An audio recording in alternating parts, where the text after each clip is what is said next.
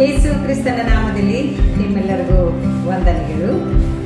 ಪ್ರಿಯ ದೇವಜನರೇ, ಇಂದು ನಿಮ್ಮ ಮಧ್ಯದಲ್ಲಿ ದೇವರು ಮತ್ತೊಂದು ಆವೃತ್ತಿ ತಂದಿದ್ದಕ್ಕಾಗಿ ನಾನು ದೇವರನ್ನು ವಂದಿಸುತ್ತೇನೆ. ಅಷ್ಟೇ ಅಲ್ಲದೆ ನೀವು ಈ ಒಂದು ಸಂದೇಶ ಕೇಳುವುದಕ್ಕಾಗಿ ಕಾದುಕೊಂಡು ಕೂತಿದ್ದೀರಿ ಎಂದು ನಾನು ನಿಮ್ಮೆಲ್ಲರಿಗೂ ವಂದನೆಯನ್ನು ಸಲ್ಲಿಸುತ್ತೇನೆ ಮತ್ತು ಈ ಒಂದು ಕಾರ್ಯಕ್ರಮಕ್ಕೆ ಸಂದೇಶ ಕೇಳುವುದಕ್ಕೆ ನಿಮ್ಮನ್ನು ಸ್ವಾಗತಿಸುತ್ತೇನೆ. ಕರ್ತನಲ್ಲಿ ಪ್ರಿಯರಾದವರೇ, ಈ ದಿನ ದೇವರು ನಮಗೆ ಒದಗಿಸಿಕೊಟ್ಟಿರಲಿಕ್ಕಿರುವಂತಹ ದೇವರ ವಾಕ್ಯದ ಭಾಗವು ಮತ್ತಾಯನು ಬರೆದ ಸುವಾರ್ತೆ 4ನೇ ಅಧ್ಯಾಯ ವಚನಗಳು 23ರಿಂದ 25ರವರೆಗೆ. ಸತ್ಯವೇದವು ಈ ರೀತಿಯಾಗಿ ಹೇಳುತ್ತದೆ: ಯೇಸು ಸುವಾರ್ತೆಯನ್ನು ಸಾರಿ ರೋಗಗಳನ್ನು ಪರಿಹರಿಸಿ ಹೆಸರುಗೊಂಡದ್ದು. ಬಳಿಕ ಯೇಸು ಗಲಿಲಾಯದಲ್ಲೆಲ್ಲ ತಿರುಗಾಡಿ ಅಲ್ಲಿರುವ ಸಭಾಮಂದಿರಗಳಲ್ಲಿ ಉಪದೇಶ ಮಾಡುತ್ತಾ ಪರಲೋಕದ ರಾಜ್ಯದ ಸುವಾರ್ತೆಯನ್ನು ಸಾರಿ ಹೇಳುತ್ತಾ ಜನರ ಎಲ್ಲಾ ತರದ ರೋಗಗಳನ್ನು ಎಲ್ಲಾ ತರದ ಬೇನೆಗಳನ್ನು ವಾಸಿ ಮಾಡುತ್ತಾ ಬಂದನು. ಆತನ ಸುದ್ದಿಯು ಸಿರಿಯ ದೇಶದಲ್ಲೆಲ್ಲ ಹಬ್ಬಿದ್ದರಿಂದ ಮೈಯಲ್ಲಿ ನೆಟ್ಟಗಿಲ್ಲದವರನ್ನು, ಅಂದರೆ ತರದ ರೋಗ ಬಾಧೆಗಳಿಂದ ಕಷ್ಟಪಡುವವರನ್ನು, ದೆವ್ವ ಹಿಡಿದವರನ್ನು, ಮೂರ್ಛಾರೋಗಿಗಳನ್ನು, ಪಾರ್ಶ್ವವಾಯುವಿನವರನ್ನು ಆತನ ಬಳಿಗೆ ಕರೆತಂದರು. ಆತನು ಅವರನ್ನು ಸ್ವಸ್ಥ ಮಾಡಿದನು ಮತ್ತು ಗಲಿಲಾಯ, ದೆಕಪೋಲಿ, ಯೆರೂಸಲೇಮ್, ಯೂದಾಯ ಎಂಬ ಈ ಸ್ಥಳಗಳಿಂದಲೂ ಯೋರ್ದನ್ ಹೊಳೆಯ ಆಚೆಯಿಂದಲೂ ಜನರು ಗುಂಪು ಗುಂಪಾಗಿ ಆತನ ಹಿಂದೆ ಹೋದರು ಎಂದು ನಾವು ದೇವರ ವಾಕ್ಯದಲ್ಲಿ ನೋಡುವವರಾಗಿದ್ದೇವೆ. ಕರ್ತನಲ್ಲಿ ದೇವಜನರೇ, ವಿಶೇಷವಾಗಿ ಈ ಲೋಕದಲ್ಲಿ, ಈ ಪ್ರಪಂಚದಲ್ಲಿ ದೇವರು ಮಾಡಿರುವಂತಹ ಎಲ್ಲ ಉಪಕಾರಗಳಿಗಾಗಿ, ಒಳ್ಳೆಯವುಗಳಿಗಾಗಿ ನಾವು ದೇವರನ್ನ ವಂದಿಸೋರಾಗಿದ್ದೇವೆ. ಅಷ್ಟೇ ಅಲ್ಲದೆ ದೇವರು ಈ ಲೋಕದಲ್ಲಿ ನಮಗೆ ಆರೋಗ್ಯವನ್ನ ಅನುಗ್ರಹಿಸಿ ನಮ್ಮನ್ನ ನಡೆಸ್ತಾ ಇದ್ದಾನೆ. ಆದರೆ ಅನೇಕರು ಈ ಲೋಕದಲ್ಲಿ ಅನೇಕ ಜನರು ಕಾಯಿಲೆಯಲ್ಲಿದ್ದಾರೆ, ಕಷ್ಟದಲ್ಲಿದ್ದಾರೆ. ಅನೇಕ ಜನರು ಆಸ್ಪತ್ರೆಗಳಲ್ಲಿ ಅಡ್ಮಿಟ್ ಆಗಿದ್ದಾರೆ. ಅನೇಕ ಜನರು ಮನೆಗಳಲ್ಲಿ ಬೆಡ್ ರಿಡನ್ ಆಗಿದ್ದಾರೆ. ಅನೇಕ ಜನರಿಗೆ ಮನೆಗಳಿಲ್ಲ, ಆಸ್ಪತ್ರೆಗಳಿಲ್ಲ, ರೋಗಗಳಲ್ಲಿ ತುಂಬಿರುವಂತಹ ಜನರು ಹಾದಿ ಬೀದಿಗಳಲ್ಲಿ ಬಿದ್ದಿರುವಂಥದ್ದನ್ನು ನಾವು ನೋಡುವರಾಗಿದ್ದೇವೆ. ಈಗಿನ ಕಾಲದಲ್ಲಿ ರೋಗಗಳು ಹೆಚ್ಚಾಗುತ್ತಾ ಇವೆ. ಹಿಂದಿನ ಕಾಲದಲ್ಲಿಯೂ ರೋಗಗಳಿದ್ದು, ಆದರೆ ಈಗಿನ ಕಾಲದಲ್ಲಿ ಹೊಟ್ಟೆಯಲ್ಲಿರುವ ಮಗುವನ್ನು ಹಿಡಿದುಕೊಂಡು ಸಾಯುವುದಕ್ಕೆ ಆಗಿರ್ಲಿಕ್ಕಿರುವಂತಹ ಮುಪ್ಪಿನ ಮುದುಕರವರೆಗೆ ಕಾಯಿಲೆಗಳು, ಹೊಸ ಕಾಯಿಲೆಗಳು, ಹೊಸ ರೋಗಗಳು, ಹೊಸ ಬಾಧೆಗಳು, ಅದು ಏನಾಗಿದೆ ಎಂದು ವೈದ್ಯರಿಗೂ ಅರ್ಥವಾಗದಂತಹ ಕಾಯಿಲೆಗಳು ಈ ಲೋಕದಲ್ಲಿ ತುಂಬಿಕೊಂಡಿವೆ. ಯಾಕೆಂದರೆ ಈಗಿನ ಒಂದು ಪರಿಸ್ಥಿತಿ ನೋಡುವಾಗ ನಮಗೆಲ್ಲರಿಗೆ ಸಿಗುವಂಥ ಆಹಾರವಾಗಿರಬಹುದು, ಗಾಳಿಯಾಗಿರಬಹುದು, ನೀರಾಗಿರಬಹುದು, ಏನು ನಾವು ಹೊಟ್ಟೆಯಲ್ಲಿ ಏನು ತಗೊಳ್ತೀವೋ ಅಥವಾ ನಾವೇನು ಉಸಿರಾಡ್ತೀವೋ, ಏನು ಕುಡಿತೀವೋ, ಯಾವ ಲಿಕ್ವಿಡ್ ಆಗಿರ್ಬೋದು, ಎಲ್ಲದರಲ್ಲಿ ಕೆಮಿಕಲ್ ತುಂಬಿರೋದ್ರಿಂದ ರೋಗಗಳು ಹೆಚ್ಚಾಗ್ತಾ ಇವೆ. ಅಲ್ಲದೆ ಎಲ್ಲರೂ ಎಲ್ಲ ರೋಗಗಳಿಂದ ತುಂಬುವುದು ಅಷ್ಟೇ ಅಲ್ಲದೆ ಕೆಲವರು ತಮ್ಮ ಕೆಲಸಗಳಲ್ಲಿ ಬಹಳ ಮಗ್ನರಾಗಿದ್ದುಕೊಂಡು, ಬಹಳ ಟೆನ್ಷನ್ ಆಗಿದ್ದುಕೊಂಡು, ಅಂತಹ ಒಂದು ಟೆನ್ಷನ್ ಆಗಿರುವುದರಿಂದ ಮಕ್ಕಳಿಗೆ, ಜನಗಳಿಗೆ ಕಾಯಿಲೆಗಳು ಬಹಳ ಹರಡಿಕೊಂಡಿರುವಂಥದ್ದನ್ನು ನಾವು ನೋಡ್ತೇವೆ. ಎಲ್ಲ ಎಲೆಕ್ಟ್ರಾನಿಕ್ಸ್ ಕೆಲಸಗಳ ಮುಂದೆ ನಾವು ಕೂತುಕೊಳ್ಳುವುದರಿಂದ, ಆಮೇಲೆ ಅದನ್ನು ದೃಷ್ಟಿಟ್ಟು ಎಡೆಬಿಡದೆ ನೋಡುವುದರಿಂದ ನಮ್ಮ ಆರೋಗ್ಯ ತುಂಬ ಕೆಡ್ತಾ ಇದೆ ಎಂದು ನಾವು ಅನೇಕ ವಿಷಯಗಳಿಂದ ತಿಳಿದುಕೊಳ್ತಾ ಇದ್ದೇವೆ. ಆದರೆ ಇವೆಲ್ಲವುಗಳಿಗೆ ದೇವರೊಂದು ಕೆಲಸ ಮಾಡಿದ್ದಾರೆ. ಈ ಲೋಕದಲ್ಲಿ ಜನರಿಗೆ ಜ್ಞಾನ ಕೊಟ್ಟು ವೈದ್ಯರಾಗುವಂತ ಅಧಿಕಾರ ಕೊಟ್ಟಿದ್ದಾರೆ, ವೈದ್ಯರಾಗುವಂತ ಜ್ಞಾನ ಕೊಟ್ಟಿದ್ದಾರೆ, ವೈದ್ಯರಾಗುವಂತ ತಿಳುವಳಿಕೆ ಕೊಟ್ಟಿದ್ದಾರೆ. ನಾವು ಸತ್ಯವೇದದಲ್ಲಿ ನೋಡುವಾಗ ಲೂಕನು ಒಬ್ಬ ವೈದ್ಯನಾಗಿದ್ದನು ಎಂದು ನಾವು ನೋಡ್ತೇವೆ. ಆದರೆ ಈಗಿನ ಕಾಲದಲ್ಲಿ ಮನೆಗೊಬ್ಬರು ವೈದ್ಯರಿದ್ದಾರೆ. ಅನೇಕ ಜ್ಞಾನವುಳ್ಳ ವೈದ್ಯರು ಈ ಲೋಕದಲ್ಲಿ ತುಂಬಿಕೊಂಡಿದ್ದಾರೆ. ಆದಾಗ್ಯೂ ಅವರಿಗೆ ಒಂದೊಂದು ಸಾರಿ ಯಾವ ಕಾಯಿಲೆ ಅಂತ ತಿಳಿದುಕೊಳ್ಳುವುದಕ್ಕೆ ಅಸಾಧ್ಯವಾಗಿದೆ. ಆ ಕಾಯಿಲೆಗೆ ನಾವು ಎಂಥ ಒಂದು ಔಷಧಿಯನ್ನ ಒದಗಿಸಿಕೊಡ್ಬೇಕು ಎನ್ನುವಂಥದ್ದು ಕೂಡ ಅದು ಅವರಿಗೆ ಹೇಳುವುದಕ್ಕೆ ಅಥವಾ ಅದು ಟ್ರೀಟ್ ಮಾಡುವುದಕ್ಕೆ ಅವರಿಗೆ ಅಸಾಧ್ಯವಾಗಿದೆ. ವೈದ್ಯರುಗಳಿಗೆ, ಈ ಲೋಕದ ಜನರುಗಳಿಗೆ ಎಷ್ಟೋ ಕೆಲಸಗಳು ಅಸಾಧ್ಯವಾಗಿವೆ. ಆದರೆ ನಮ್ಮ ದೇವರಾದ ಯೇಸು ಕ್ರಿಸ್ತನಿಗೆ ಅಸಾಧ್ಯವಾದದ್ದು ಯಾವುದೂ ಇಲ್ಲ. ಆದ್ದರಿಂದ ಇದು ನಾವು ಹಳೆ ಒಡಂಬಡಿಕೆಯಲ್ಲಿ ನಾವು ಒಂದು ವಾಕ್ಯ ಓದ್ತೇವೆ, ನಾನು ಆರೋಗ್ಯದಾಯಕನಾಗಿರೋದ್ರಿಂದ ನೀವು ಆರೋಗ್ಯದಾಯಕರಾಗಿರಬೇಕು ಎಂದು ಒಂದು ವಾಕ್ಯ ತಿಳಿಸ್ತದೆ. ನಮ್ಮ ದೇವರು ಆರೋಗ್ಯವುಳ್ಳ ದೇವರು, ನಮ್ಮ ದೇವರು ಸತ್ಯವುಳ್ಳ ದೇವರು, ನಮ್ಮ ದೇವರು ಶುದ್ಧವಾಗಿರುವಂಥ ದೇವರು. ಆತನ ಮಕ್ಕಳು ಕೂಡ ಹಾಗೆ ಇರಬೇಕು ಎಂದು ಆತನಿಗೆ ಇಷ್ಟವಿರುತ್ತದೆ. ಆದ್ದರಿಂದ ಯೇಸು ಕ್ರಿಸ್ತನು ಈ ಲೋಕದಲ್ಲಿರುವಾಗ ಆತನು ಪರಲೋಕದ ವಿಷಯವಾಗಿ ಸುವಾರ್ತೆ ಹೇಳ್ತಾ ಹೋದ ಹಾಗೆ ಜನರು ಆತನನ್ನ ಹಿಂಬಾಲಿಸ್ತಾ ಇದ್ರು, ಶಿಷ್ಯರು ಆತನನ್ನ ಹಿಂಬಾಲಿಸ್ತಾ ಇದ್ರು. ಅದರ ಜೊತೆಗೆ ಯೇಸು ಕ್ರಿಸ್ತನು ಇನ್ನೂ ಉತ್ತಮವಾದ ಕೆಲಸವನ್ನ ಮಾಡ್ತಾ ಇದ್ದನು. ಇದು 24ನೇ ವಚನದಲ್ಲಿ 23ನೇ ವಚನದಲ್ಲಿ ಈ ರೀತಿಯಾಗಿ ಹೇಳ್ತಾ ಇದೆ,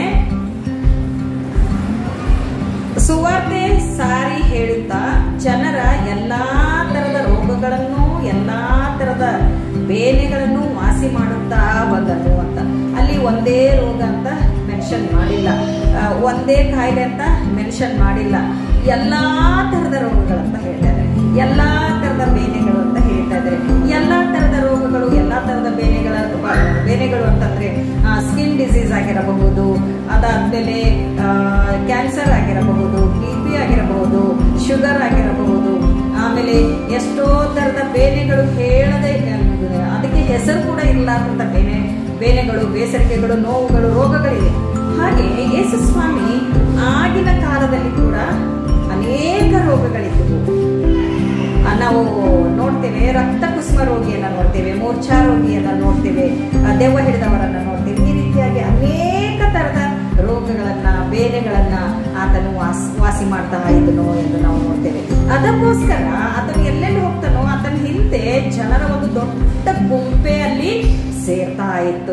ಅವ್ರು ಆತನನ್ನ ನಂಬಿದ್ರು, ಆತನು ಮಾಡುವಂತ ಕಾರ್ಯಗಳನ್ನು ಇಷ್ಟಪಡೋರಾಗಿದ್ರು. ಅದನ್ನ ನಂಬಿ ಆತನನ್ನು ಹಿಂಬಾಲಿಸಿ ತಮ್ಮ ರೋಗಗಳನ್ನು ಅವರು ವಾಸಿ ಮಾಡಿಕೊಳ್ಳಬೇಕು ಅಂತ ಇದ್ರು. ಒಂದೊಂದು ಸಾರಿ ತಮ್ಮ ಮಕ್ಕಳನ್ನ ತೆಗೆದುಕೊಂಡು ಬರ್ತಾ ಇದ್ರು. ಯಾಕೆಂದ್ರೆ ಯೇಸುವಿನ ಮೂಲಕವಾಗಿ ಆತನು ಅವರನ್ನ, ಆ ಮಕ್ಕಳನ್ನ ಮುಟ್ಟಬೇಕು, ಆ ಮಕ್ಕಳಿಗೆ ಸ್ವಸ್ಥತೆ ಕೊಡಬೇಕು, ಆ ಮಕ್ಕಳನ್ನ ಆಶೀರ್ವದಿಸಬೇಕು ಎಂದು ತಂದೆ ತಾಯಿಗಳ ಆಸೆಯಾಗಿರುವುದರಿಂದ ಆತನನ್ನ ಹಿಂಬಾಲಿಸಿಕೊಂಡು ಬರ್ತಾ ಇದ್ರು. ಆತನ ಹಿಂದೆ ಗುಂಪುವಾಗಿ ಜನರು ಬರ್ತಾ ಇದ್ರು. ಸುವಾರ್ತೆ ಕೇಳುವುದಕ್ಕೂ ಬರ್ತಾ ಇದ್ರು, ಮತ್ತೆ ರೋಗಗಳನ್ನು, ಕಾಯಿಲೆಗಳನ್ನು ವಾಸಿ ಮಾಡಿಕೊಳ್ಳುವುದಕ್ಕೂ ಬರ್ತಾ ಇದ್ರು. ಆಸಕ್ತಿ ಉಳ್ಳವರಾಗಿದ್ರು ಎನ್ನುವಂಥದ್ದು ನಾವಿಲ್ಲಿ ನೋಡುವವರಾಗಿದ್ದೇವೆ.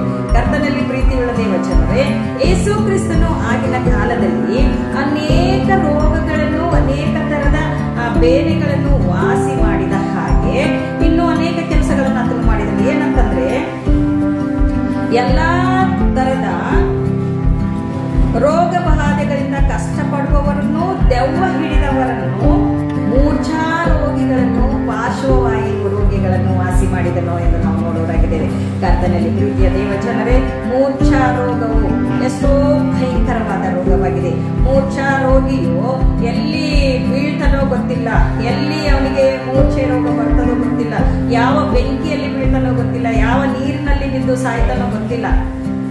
ಎಷ್ಟು ಭಯಂಕರವಾದ ರೋಗ ಅದು ಆಗಿರುವುದರಿಂದ ಆ ದೇವರು ಆ ಮೂರ್ಛಾ ರೋಗವು ನನ್ನ ಮಕ್ಕಳಿಗೆ ಇರಬಾರ್ದು ಎನ್ನುವಂತಹ ಒಂದು ಉದ್ದೇಶಕ್ಕೋಸ್ಕರ ಆತನು ಮೂರ್ಛಾ ರೋಗಿಗಳನ್ನು ವಾಸಿ ಮಾಡಿದನು ಎಂದು ನಾವು ನೋಡ್ತೇವೆ. ಇನ್ನೊಂದು ಇಲ್ಲಿ ಏನ್ ಹೇಳ್ತಾ ಇದೆ ಅಂತಂದ್ರೆ, ದೆವ್ವ ಹಿಡಿದವ್ರನ್ನು, ಈ ದೆವ್ವ ಹಿಡಿದವರಿಗೆ ಯಾವ ಔಷಧಿ ಕೊಟ್ರೆ ಅವ್ರು ಸರಿಗಾಗ್ತಾರೆ? ಯಾವ ಔಷಧಿನೂ ಇಲ್ಲ. ಅದಕ್ಕೆ ದೆವ್ವ ಹಿಡಿದವರಿಗೆ, ಭೂತ ಹಿಡಿದವರಿಗೆ, ಮಾಟ ಮಂತ್ರ ತಂತ್ರಗಳ ಶಕ್ತಿಗಳಿಗೆ ಯಾವ ಔಷಧಿಯೂ ಇಲ್ಲ. ಆದರೆ ಇಲ್ಲಿ ಅಂಥ ರೋಗಿಗಳನ್ನು ಕೂಡ ದೇವರು ವಾಸಿ ಮಾಡ್ತಾ ಇದ್ದನು. ಅಂಥ ರೋಗಿಗಳನ್ನು ಕೂಡ ದೇವರು ತನ್ನ ಹತ್ತಿರಕ್ಕೆ ಕರೀತಾ ಇದ್ದನು. ಯಾರನ್ನು ಆತನು ದೂರ ತಳ್ಳಲಿಲ್ಲ. ಅಂಥವರನ್ನು ತಾನು ಕರೆದು ಅಂಥವರನ್ನು ಆತನು ಪ್ರೀತಿ ಮಾಡಿದನು, ಅಂಥವರನ್ನು ಆತನು ಸ್ವಸ್ಥ ಮಾಡಿದನು ಎಂದು ನಾವು ಸತ್ಯವೇದದಲ್ಲಿ ನೋಡ್ತೇವೆ. ಕರ್ತನಲ್ಲಿ ಪ್ರೀತಿಯುಳ್ಳ ದೇವಜನರೇ, ಅಥವಾ ಯಾರೇ ರೋಗದಲ್ಲಿರುವವರೇ, ಬೇನೆಗಳಲ್ಲಿರುವವರೇ, ದೆವ್ವಭೂತ ಹಿಡಿದವರಾಗಿರಬಹುದು, ಪಾರ್ಶ್ವವಾಯು ರೋಗಿಗಳಾಗಿರಬಹುದು, ಇಂಥ ರೋಗದಲ್ಲಿರುವವರಾಗಿರುವುದಾದರೆ ಈ ಒಂದು ಸಂದೇಶವನ್ನು ಕೇಳಿ ನಿಮಗೂ ಪ್ರಾರ್ಥನಾ ಮನವಿಯನ್ನು ಸಲ್ಲಿಸುವುದಾದರೆ ಕಾಮೆಂಟ್ನಲ್ಲಿ ಈ ಒಂದು ಪ್ರಾರ್ಥನಾ ಮನವಿಯನ್ನು ನೀವು ಟೈಪ್ ಮಾಡಬೇಕಾಗಿ ನಾನು ನಿಮ್ಮಲ್ಲಿ ಕೇಳಿಕೊಳ್ತೇವೆ. ಯಾಕೆಂದರೆ ನೀವು ಟೈಪ್ ಮಾಡುವುದರ ಮೂಲಕ ನಾವು ನಿಮಗೆ ಪ್ರಾರ್ಥನೆ ಮಾಡುವುದಕ್ಕೆ ಆಸಕ್ತಿ ಉಳ್ಳವರಾಗಿದ್ದೇವೆ, ಪ್ರಾರ್ಥನಾ ಭಾರ ಉಳ್ಳವರಾಗಿದ್ದೇವೆ. ನೀವು ಕೂಡ ರೋಗದಲ್ಲಿ ಇರಬಾರದು ಎನ್ನುವಂತಹ ಒಂದು ಉದ್ದೇಶಕ್ಕೋಸ್ಕರ ನಾನು ಇದನ್ನ ನಮ್ಮ ಮುಂದೆ ಹಂಚಿಕೊಳ್ತಾ ಇದ್ದೇನೆ. ಕರ್ತನಲ್ಲಿ ಪ್ರೀತಿಗಳ ದೇವಜನರೇ, ದೇವರು ನಮ್ಮನ್ನು ಆರೋಗ್ಯದಲ್ಲಿ ಇಡುವುದು ದೇವರಿಗೆ ಇಷ್ಟವಾಗಿರುವುದರಿಂದ, ದೇವರು ಆರೋಗ್ಯದಾಯಕನಾಗಿರುವುದರಿಂದ ನಾವು ಆರೋಗ್ಯದಾಯಕನಾಗಿರಬೇಕು ಎನ್ನುವುದು ದೇವರಿಗೆ ಇಷ್ಟವಾಗಿರುವುದರಿಂದ ನಾವು ಯಾವಾಗಲೂ ಆರೋಗ್ಯವಾಗಿರಬೇಕು ಎಂದು ನಾನು ಪ್ರಾರ್ಥಿಸುವುದಾಗಿದ್ದೇನೆ. ಅಷ್ಟೇ ಅಲ್ಲದೆ ಯಾಕೋಬ 5ನೇ ಅಧ್ಯಾಯ 16ನೇ ವಚನದಲ್ಲಿ ಈ ರೀತಿಯಾಗಿ ಹೇಳ್ತದೆ, ಹೀಗಿರಲು ನೀವು ಸ್ವಸ್ಥವಾಗಬೇಕಾದರೆ ನಿಮ್ಮ ಪಾಪಗಳನ್ನು ಒಬ್ಬರಿಗೊಬ್ಬರು ಅರಿಕೆ ಮಾಡಿ ಒಬ್ಬರಿಗೋಸ್ಕರ ಒಬ್ಬರು ದೇವರನ್ನು ಪ್ರಾರ್ಥಿಸಿರಿ. ನೀತಿವಂತನ ಅತ್ಯಾಸಕ್ತಿಯುಳ್ಳ ಪ್ರಾರ್ಥನೆಯು ಬಹಳ ಬಲವಾಗಿದೆ ಎಂದು ಇಲ್ಲಿ ಹೇಳ್ತದೆ. ಇಲ್ಲಿ ನೀತಿವಂತನ ಅತ್ಯಾಸಕ್ತಿಯುಳ್ಳ ಪ್ರಾರ್ಥನೆ ಬಹು ಬಲವಾಗಿದೆ ಎಂದು ಈ ಒಂದು ವಾಕ್ಯವನ್ನು ನಾವು ನೋಡುವಾಗ, ನೀತಿವಂತರಾಗಿದ್ದುಕೊಂಡು ಕಾಯಿಲೆದಲ್ಲಿರುವವರಿಗೋಸ್ಕರ, ರೋಗದಲ್ಲಿರುವವರಿಗೋಸ್ಕರ, ಮೂರ್ಛಾರೋಗದಲ್ಲಿರುವವರಿಗೋಸ್ಕರ, ದೆವ್ವ ಹಿಡಿದವರಿಗೋಸ್ಕರ ಮತ್ತು ಅಶುದ್ಧವಾಗಿರ್ಲಿಕ್ಕಿರುವಂತಹ ಮಾಟ ತಂತ್ರಗಳ ಮೂಲಕವಾಗಿ ಕಷ್ಟಪಡ್ತಾ ಇರಲಿಕ್ಕಿರುವವರಿಗೋಸ್ಕರ, ಚರ್ಮ ರೋಗಿಗಳಿಗೋಸ್ಕರ, ಕುಷ್ಠ ರೋಗಿಗಳಿಗೋಸ್ಕರ, ಅಸ್ತಮ ರೋಗಿಗಳಿಗೋಸ್ಕರ, ಅನೇಕ ರೋಗಿಗಳಿಗೋಸ್ಕರ ನಾವು ಪ್ರಾರ್ಥನೆ ಮಾಡಬೇಕಾದರೆ ನಾವೇನ್ ಮಾಡ್ಬೇಕಂತೆ, ಒಬ್ಬರಿಗೊಬ್ಬರು ಈ ರೀತಿ ಆಗಿದೆ ನನಗೆ, ನೀವು ಪ್ರಾರ್ಥನೆ ಮಾಡ್ರಿ ಅಂತ ಒಬ್ಬರಿಗೊಬ್ಬರು ನಾವು ಹೇಳಿಕೊಳ್ಬೇಕು ಎಂದು ನಮಗೆ ದೇವರ ವಾಕ್ಯ ತಿಳಿಸುವಂತದ್ದಾಗಿದೆ. ಆದ್ದರಿಂದ ನೀವು ಕಾಮೆಂಟ್ನಲ್ಲಿ ನಿಮ್ಮ ಪ್ರಾರ್ಥನಾ ಮನವಿಯನ್ನ ಅಲ್ಲಿ ಸಲ್ಲಿಸುವಾಗ ನಮಗೆ ತಿಳಿಯುತ್ತೆ ಯಾವ ವಿಷಯವಾಗಿ ಯಾರಿಗೋಸ್ಕರ ನಾವು ಪ್ರಾರ್ಥನೆ ಮಾಡಬೇಕು ಎಂದು. ಅದಕ್ಕೋಸ್ಕರ ಪ್ರಿಯರೇ, ನೀವು ನಮ್ಮ ಕಾಮೆಂಟ್ ಬಾಕ್ಸ್ ಅಲ್ಲಿ ನೀವು ಟೈಪ್ ಮಾಡಬೇಕಾಗಿ ನಾನು ನಿಮ್ಮಲ್ಲಿ ವಿನಂತಿಸಿಕೊಳ್ಳುತ್ತೇನೆ. ಅಷ್ಟೇ ಅಲ್ಲದೆ ಇಲ್ಲಿ 16ನೇ ವಚನದಲ್ಲಿ ನಾವು ಬರುವಾಗ 15ರಿಂದ ನೋಡಿಕೊಳ್ಳೋಣ. ನಂಬಿಕೆಯಿಂದ ಮಾಡಿದ ಪ್ರಾರ್ಥನೆಯು ರೋಗಿಯನ್ನು ರಕ್ಷಿಸುವುದು, ಕರ್ತನು ಅವನನ್ನು ಎಬ್ಬಿಸುವನು ಮತ್ತು ಪಾಪ ಮಾಡಿದವನಾಗಿದ್ದರೆ ಅದು ಪಾಪ ಪರಿಹಾರವಾಗುವುದು. ಎಷ್ಟು ಉತ್ತಮವಾದ ಒಂದು ಕರೆಯಾಗಿದೆ, ಎಷ್ಟು ಉತ್ತಮವಾದ ಒಂದು ತಿಳುವಳಿಕೆ ಕೊಡುವಂಥದ್ದಾಗಿದೆ. ಯಾವ ಪ್ರಾರ್ಥನೆ ನಾವು ಮಾಡಬೇಕಂತೆ? ನಂಬಿಕೆಯಿಂದ ಪ್ರಾರ್ಥನೆ ಮಾಡಬೇಕಂತೆ, ನಂಬಿಕೆಯಿಂದ ನಾವು ದೇವರನ್ನ ಬೇಡಬೇಕಂತೆ, ನಂಬಿಕೆಯಿಂದ ನಾವು ಯಾವ ರೋಗಿಗಳಿಗೋಸ್ಕರ ನಾವು ಪ್ರಾರ್ಥನೆ ಮಾಡ್ತೇವೋ ಆ ರೋಗ ವಾಸಿಯಾಗುತ್ತದೆ ಮತ್ತು ದೇವರವನನ್ನ ಎಬ್ಬಿಸುವನು ಮತ್ತು ಅವನು ಪಾಪ ಮಾಡಿದವನಾಗಿದ್ದರೆ ಆ ಪಾಪ ಕ್ಷಮಾಪಣೆ ಆಗುವುದು ಎಂದು. ಕರ್ತನಲ್ಲಿ ದೇವಜನರೇ, ನಾವು ನಂಬಿಕೆಯಿಂದ ಪ್ರಾರ್ಥನೆ ಮಾಡುವವರಾಗಿರಬೇಕು. ಮತ್ತೆ ರೋಗಿಯಾಗಿರುವವನು ಹಾಸಿಗೆ ಮೇಲಿರುವಾಗ ಅವನು ಎಬ್ಬಿಸಲ್ಪಡುತ್ತಾನೆ ಎಂದು ದೇವರ ವಾಕ್ಯ ಹೇಳ್ತದೆ. ಪಾಪಿಯಾಗಿದ್ದರೆ ಅವನು ಕೂಡ ಪಾಪದಿಂದ ಎತ್ತಲ್ಪಡುತ್ತಾನೆ, ಪಾಪಿಯಾಗಿದ್ದರೆ ಆ ಪಾಪವು ಅವನಿಂದ ಬಿಡುಗಡೆಯಾಗುತ್ತದೆ ಎಂದು ನಮಗೆ ದೇವರ ವಾಕ್ಯ ತಿಳಿಸುವಂತದ್ದಾಗಿದೆ. ಆದ್ದರಿಂದ ನಾವು ಒಬ್ಬರಿಗೊಬ್ಬರು ನಾವು ನಮ್ಮ ಪಾಪಗಳನ್ನು ಅರಿಕೆ ಮಾಡಿಕೊಳ್ಳಬೇಕು ಮತ್ತು ನಮ್ಮ ರೋಗಗಳಿಗೋಸ್ಕರ ಒಬ್ಬರಿಗೊಬ್ಬರು ನಾವು ಹೇಳಿಕೊಳ್ಳಬೇಕು. ಆವಾಗ ನಾವು ಪ್ರಾರ್ಥನೆ ಮಾಡುವುದಕ್ಕೆ ಅನುಕೂಲವಾಗುತ್ತದೆ. ರೋಗಗಳು, ಕಾಯಿಲೆಗಳು, ಪಾಪಗಳು ಕ್ಷಮಾಪಣೆ ಆಗುವುದಕ್ಕೆ ನಮಗೆ ಸಾಧ್ಯತೆ ಇದೆ. ಯಾಕೆಂದರೆ ದೇವರು ನಮಗೆ ಅಧಿಕಾರ ಕೊಟ್ಟಿದ್ದಾರೆ. ನಾವು ಹಾವುಗಳ ಮೇಲೆ, ಚೇಳುಗಳ ಮೇಲೆ, ವೈದ್ಯ ಸಮಸ್ತ ಬಲಗಳ ಮೇಲೆ ಅವುಗಳನ್ನು ತುಳಿದು ಹಾಕುವುದಕ್ಕೆ ನಮಗೆ ಅಧಿಕಾರ ಕೊಟ್ಟಿದ್ದಾನೆ. ಯೇಸು ಸ್ವಾಮಿ ತನ್ನ ಶಿಷ್ಯರಿಗೆ ಈ ಒಂದು ವಾಗ್ದಾನ ಕೊಟ್ಟು ನಮಗೂ ಈ ವಾಗ್ದಾನವನ್ನು ಕೊಟ್ಟಿದ್ದಕ್ಕಾಗಿ ನಾವು ದೇವರಿಗೆ ಒಂದು ಸ್ತೋತ್ರವನ್ನು ಸಲ್ಲಿಸುವರಾಗಿರಬೇಕು. ಆ ಒಂದು ಭಾಗ್ಯತೆಯಡೆಗೆ ದೇವರು ನಿನ್ನನ್ನು ನಡೆಸುವಾತನಾಗಿದ್ದಾನೆ. ಆ ಒಂದು ಕಾರ್ಯದ ಕಡೆಗೆ ನಿನ್ನನ್ನು ದೇವರು ನಡೆಸುವಾತನಾಗಿದ್ದಾನೆ. ನಂಬಿಕೆಯು ಸಂದೇಹವಿಲ್ಲದ ನಂಬಿಕೆಯ ಪ್ರಾರ್ಥನೆಯು ದೇವರು ಕೇಳುವಾತನಾಗಿದ್ದಾನೆ. ದೇವರು ಸ್ವಸ್ಥಪಡಿಸುವಾತನಾಗಿದ್ದಾನೆ. ದೇವರು ಆರೋಗ್ಯ ಕೊಡುವಾತನಾಗಿದ್ದಾನೆ. ದೇವರು ಪಾಪದಿಂದ ಬಿಡಿಸುವಾತನಾಗಿದ್ದಾನೆ. ಆದ್ದರಿಂದ ಕರ್ತನಲ್ಲಿ ಪ್ರೀತಿಯುಳ್ಳ ದೇವ ಜನರೇ, ನಾವು ಆರೋಗ್ಯದಾಯಕರಾಗಿರಬೇಕು.